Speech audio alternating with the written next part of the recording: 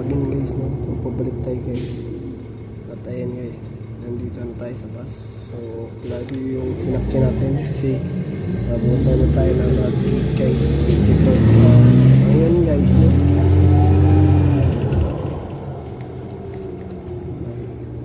Tandi leader.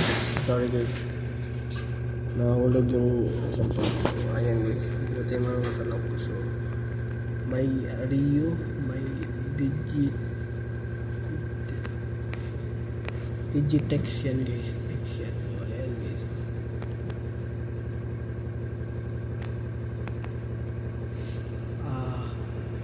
ayan guys, parang ito yung inanan ng 54 na basketball mall. So ayan guys, pang 54 basketball mall, 54 Gregory, same lang sila na dadaan. So ayan guys, dito pa yung bus.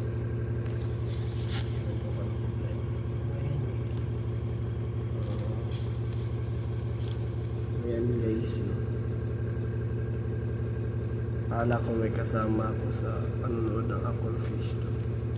So ayan, ganda naman siya guys. So ayan guys, bagay panoorin ng mga anak nyo para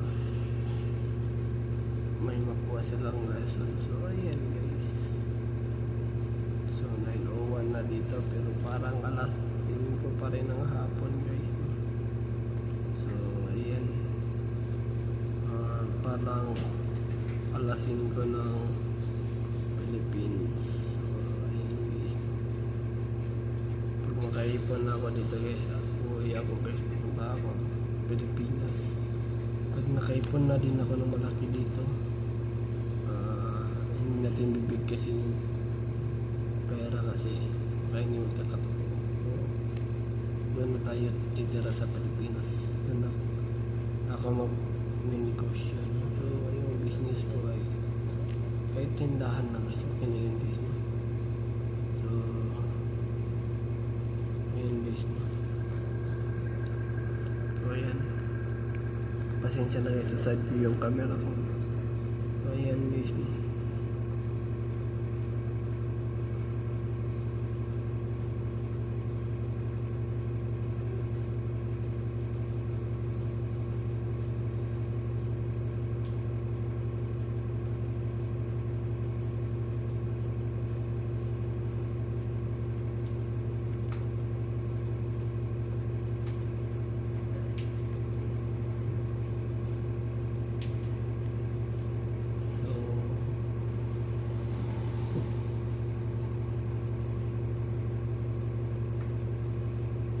mag-suggest nga kayo guys kung anong magandang business sa Pilipinas. Yung kahit hindi malaki, yung sakto lang. Parang hindi naman ako kay simpleng pamumuhay lang wala ako dyan guys. Kasi hindi naman lahat ng tao maging mayaman, diba? May ibang tao nga madiskarte kahit hindi siya mayaman. Okay na yung madiskarte, pero sa mayaman ka, natuloy mo lang tayo lang na business, ganyan na, pasahod lang.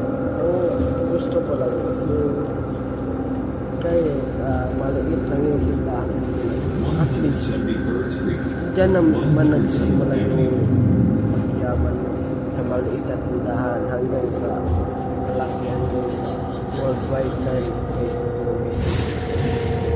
Gaya na 172nd Street, 107th Avenue. bigasan, diba? Hanggang sa may hipan o patayan ng restaurant, diba? O kahit karinderya lang muna. Pasensya na guys. Oo, talaga guys. pahinga lang muna.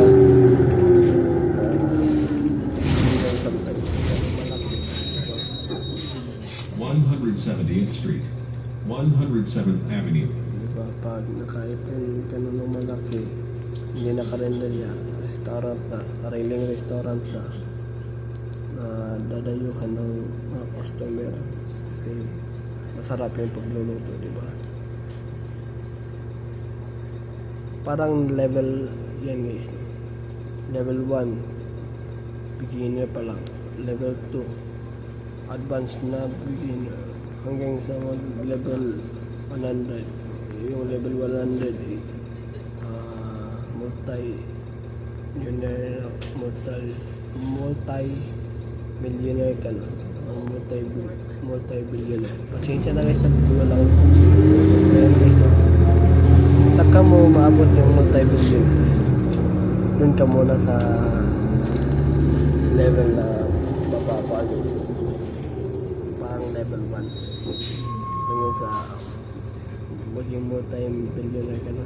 So, dapat guys, gusto mo makuha yung pinakamalaki multi-trillionaire, di ba? Dapat kapag nandun na kayo sa taas, huwag kayong mataas. Dapat humble lang. Kasi kapag ikaw ay mataas, kahit mayaman ka pa, wala, madadaon ka pa rin kasi yung isip mo ay mapagmataas na. So, idadaon ka talaga ng Panginoon. So, hindi ka naman din naman yung Panginoon dito. So, ayaw naman kasi ng Panginoon. Porket mayaman ka na, mayabang ka, diba? Kailangan stay humble lang tayo. So ako guys, stay humble ako guys. Dito na ako sa Canada guys. So yung sinasabi ko na sa pinsan ko, normal lang yan sa amin guys, yun na napapayabang. Hindi namin yan dinidikit, diba guys? Sinasabi ko rin yan sa mga kaklase ko, pero sinasabayan ko lang sila sa trip. Kung ano yung trip nila, sinasabayan ko lang. So, yan lang yung diskarte na ginagawa at ginagamit ko. Utak lang. Takan lang yan guys. So, kahit patalino ka pa, kung yung kalaban mo ay madiskarte at na may experience, wala ka pa rin pinagkarte. Kasi madiskarte siya, ikaw matalino ka lang. Talo ang matalino sa madiskarte, di ba? 170th Street, Di mga kalain kahit madiskarte lang yan. Huwag mo malitin yung taong madiskarte kasi kahit ikaw pa yung pinakamatalino sa buong mundo, kung may kakompetensya ka na madiskarte, wala, talo ka pa rin, diba? Ganyan lang yan yung buhay, diskarte lang. 170th Street, 118th Avenue. Stop. Requested.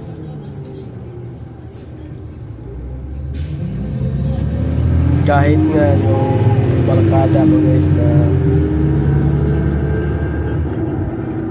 simple lang yung pamumuhay. Bakit ko nasabi na simple? Kasi yung motor niya irito, diba? Hindi siya naghangad ng malaking motor, yung big bike. Kung may plano man siya, nag-iipunan na muna niya bago niya bilhin. Kasi kapag binili niya agad, wala eh. Maubos lahat ng pera mo, di ba? Ganyan lang yan. Huwag kang bibili agad ng motor na big bike kung hindi mo pa kaya. Kasi paano na lang kung nasira, di ba? Kahit gaano magpakaingat sa mga gamit kung wala ka pang sobrang pera. Wala rin.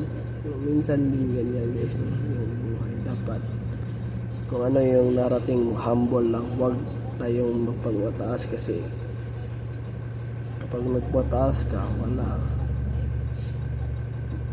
Madadown ka pa rin. Pababa ka pa rin kung saan ka nang galing guys. So ayan guys. So ako guys, no.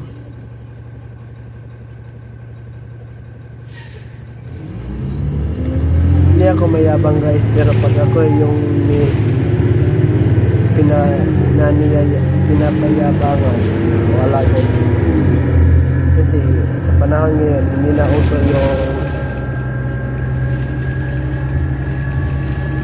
kalma ka lang, tapos yung tao na sa paligid mo, pasensya na guys, paligid mo ay may plano sa'yo. Sabayan mo lang yan. Hindi ko naman na maging tarantado kayo. So, ang sinasabi ko lang sa inyo ay huwag kayong matalo kasi paano kung nagyabang sa'yo, may plano sa'yo, diba? Kaya nga, hindi na ako nagpapabuli. Ako na yung nambubuli sa kanila, diba? Hindi nila alam na binubuli na pala sila. At hindi nila alam na nangbuli ako sa kanila, diba? Ayan lang yan guys. So ayan ang muna guys. Follow for my tips guys. So sundin nyo lang yung tips ko. At sigurado yung nambubuli sa iyo ay maging pusa na lang. Pakalma na lang. Ayan guys.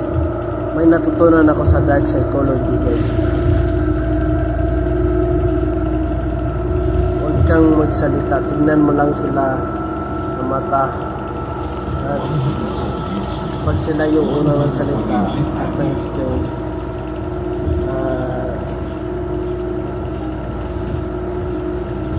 nalaman mo lang ninervous siya, guilty siya. So ayan guys. So yan lang yung ginagawa ko sa mga kaibigan ko kapag may plano sila sa akin. Counter lang yan. Hindi ko muna sasabihin kung anong plano nila para hindi gumana yung plano ko. So yung plano ko ay secret.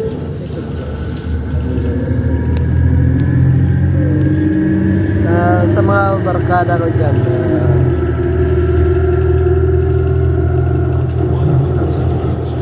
nagsasabi ng masama na patalikod sa akin, huwag nyo nang subukan guys. Kahit mga close friend ko pa kayo, hindi yan ubra kasi natuto na ako since grade 8, diba? Hanggang sa college. Yan lang. Diskarte lang yan. Kung marunong ka sa diskarte, makakaya mo yung ma-handle guys. So ayan guys. Sa hindi pa nakasubscribe sa YouTube channel, subscribe na kayo sa YouTube channel na Aaron Caroli at huwag kalimutang pinutin yung notification bell on para updated ko lagi sa aking mga vlog. At pag-like and share na rin para dumami yung mga supporters ko. So, follow for my subscriber to my tips. So, ayan guys, na-live tayo bukas sa Facebook. So, walking tayo. Siguro 3 hours. So, ayan guys. Paki-like nyo rin yung video ko na Aaron James Caroli. So, ayan guys. Para malapit-lapit na tayo guys. Ayan guys. Hindi naman lahat ng tao may iba din nabubuli pero binubuli rin nila yung ibang sa dapat turuan nyo rin yung anak nyo na lumabag kasi sa panahon ngayon marami ng taong iti-take advantage kanila kasi ganyan lang yung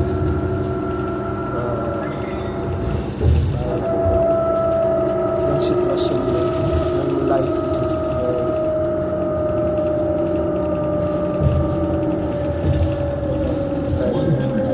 Isipin mo na 137th Avenue. yung pamumuhay mo.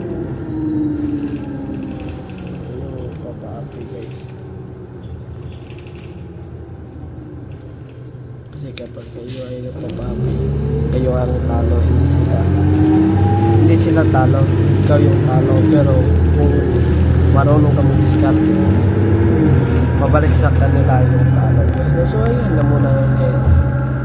I-subscribe sa YouTube channel at huwag kalimutan pinutin yung notification bell na on para updated kayo lagi sa aking mga vlog.